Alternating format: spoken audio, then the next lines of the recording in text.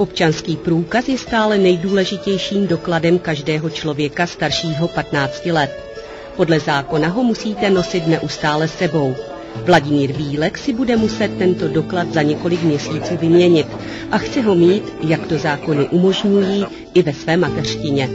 Žadatel musí mít od dokumentu domovní list a rodní list. A na rodním listě by trebala být napsána národnost. A jestli není národnost napsána na rodním listě, tak se to může dokázat pracovním listem anebo vysvědčení svjedočby. Jestli jste se narodili do roku 1991, národnost vám v rodném listě není zaznamenána. V tom případě se na policejní stanici o své národnosti můžete také písemně vyjádřit. A vlastne rozhodol som sa kvôli tomu, především my sme všetky občania Republiky Chorvátsko, ale naša národnosť, po národnosti sme Češi. A pro zachovanie vlastne našej národnosti identity, potom odkud pocházíme, aj to nezapomenem, a proto aj náš český jazyk sa všude vidí, tak za to som si chtěl udělat taky občanku na 2 jazyky.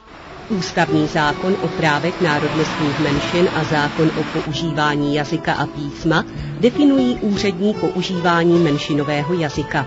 V případech, když je to stanoveno mezinárodní smlouvou, když menšina tvoří aspoň 1/3 obyvatelstva a když je to definováno obecními, městskými či županskými stanovami.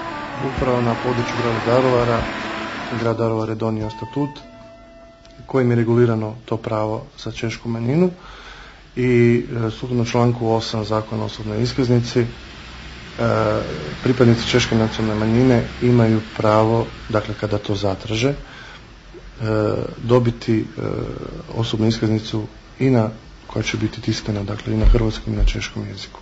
Tady može udostat mjestat, ker ima i tu 1/3 počtu obyvatele, to su mjesta Boriš, Darvarski Brestov, Lipovec, Hornji Daruvar, Otkopi, Končenice. A jestli jste neslyšeli i další názvy osad, jako například Dolany a Dolní Daruvar, tak z těchto míst ještě nikdo o vydání dvojjazyčného občanského průkazu nezažádal, proto v registru nejsou. Do sada nismo nažalost imali puno takvih zahtjeva, prošle godine bio je samo jedna osobna iskaznica koja je tiskana dvojezično, 2008. jedna ili dvije, tako da vrlo malo u stvari ljudi, možda zbog neznanja da tu mogućnost imaju, koriste tu mogućnost. Nevědomost, nezájem nebo nelibý pocit zlegitimování, když se i hned podle občanského průkazu pozná, jaké jste národnosti. To jsou podle Vladimíra Bílka výmluvy.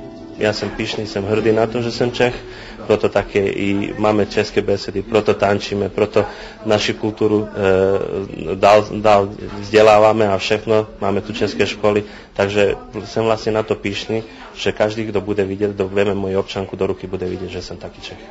Chcete-li mít dvojjazyčný občanský průkaz, musíte také vyplnit dotazník v češtině a vydání nového průkazu trvá 14 dní. Možnost existuje.